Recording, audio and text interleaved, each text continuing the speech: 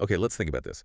What happens when a society, one totally built on ritualized trauma, starts to actually question those rituals, the ones holding it all together? Mm. Because today, we're doing a deep dive into Suzanne Collins' brand new book, Sunrise on the Reaping, A Reckoning in Panem. It just dropped. Yeah. Highly anticipated is putting it mildly. Right. And our mission here, for you listening, is to really pull out the key insights from the source material we've got. We want to focus on what makes this book feel like such a significant, maybe even necessary, return to the Hunger Games world. And what it's asking us to think about this time. Memory, power. Exactly. Revolution, maybe. Well, the timing is fascinating, isn't it? Where it fits. Tell us about that. So it's set 24 years before Katniss ever volunteered. We're talking the 50th Hunger Games. Ah, the second quarter quell. Precisely. And for anyone maybe fuzzy on the quells, these weren't your standard games. Every 25 years, the Capitol throws in some kind of horrific twist. Like making things even worse. Exactly. And the second quell, it really escalates the cruelty. It tells us even more about how insidious the whole system is. So it's not just looking back for nostalgia's sake. Not at all. It's exploring the events, the echoes that are going to shape everything we know later with Katniss. And culturally, I mean, it just landed and it's already, wow, topping bestseller lists, right? Oh, yeah? Book Talk is going wild. Reddit's full of these super deep dive discussions, theories. It got that immediate impact. It really does. And it feels like classic Collins. You know, it's part political story, part like intense psychological study. And still brutal. Brutal, brilliant, but also somehow deeply human underneath it all. That's her signature, I think. Definitely. And this book, it really foregrounds this whole idea of memory, how memory itself becomes a kind of battleground. And the person right in the middle of that is Haymitch Abernathy, of course. But crucially, not the Haymitch we know from the later books. No, not at all. This is Haymitch before he became the hardened, sarcastic mentor. Before the drinking became constant. Right, before the walls went up so high, we're seeing him young, figuring things out. And isn't that transformation really the absolute heart of it? Because the book throws us into how this really smart young guy. He thinks he knows the rules. Yeah, he thinks he understands how to survive in his district. But then he has this slow, brutal awakening.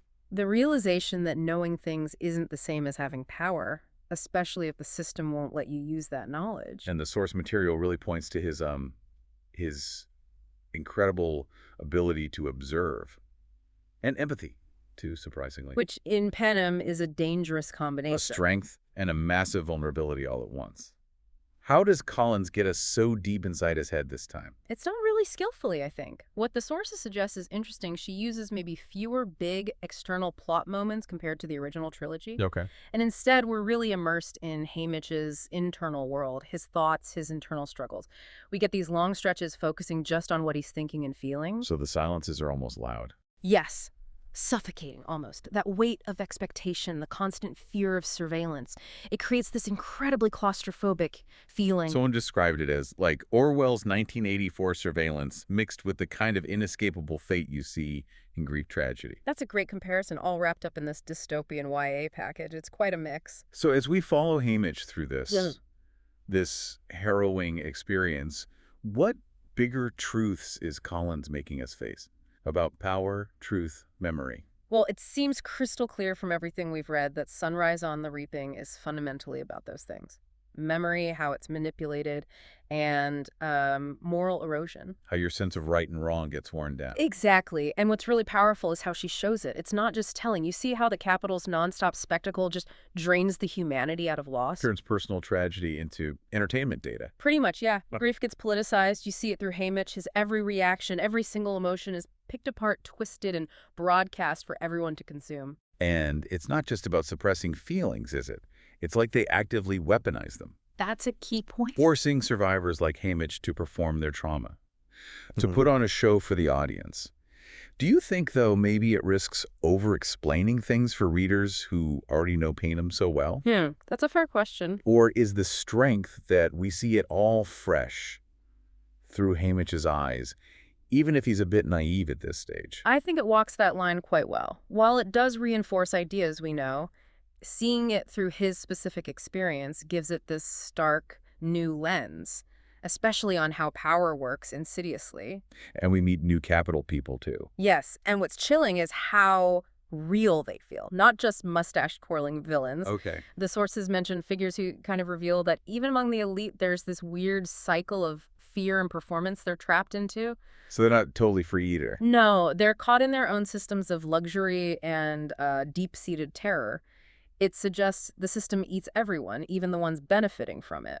And the relationships Haymitch forms, or is maybe forced into, they're not romanticized. They feel fragile, strategic, human, flawed.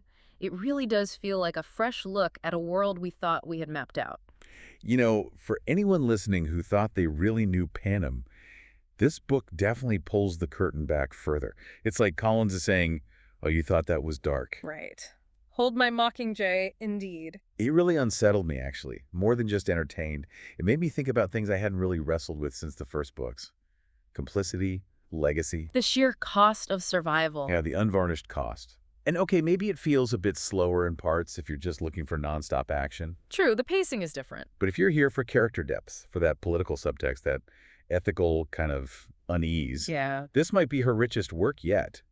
It challenges assumptions quietly at first, and then violently. And that point you made about anger becoming entertainment, that's so vital. This book really shows how Panem manages that trick. Making the audience part of the cruelty. Exactly. Which is why Panem, especially here, works so well as that mirror for us, for the reader. It reflects back some uncomfortable stuff about how easily suffering can become spectacle in our own world, too. So let's leave you with this thought. If you were Haymitch Abernathy back then, young, smart, just starting to really see the gears of this oppressive machine that wants to own every part of you, what would you do? Do you fight it head on, knowing the likely cost? Or do you play the game?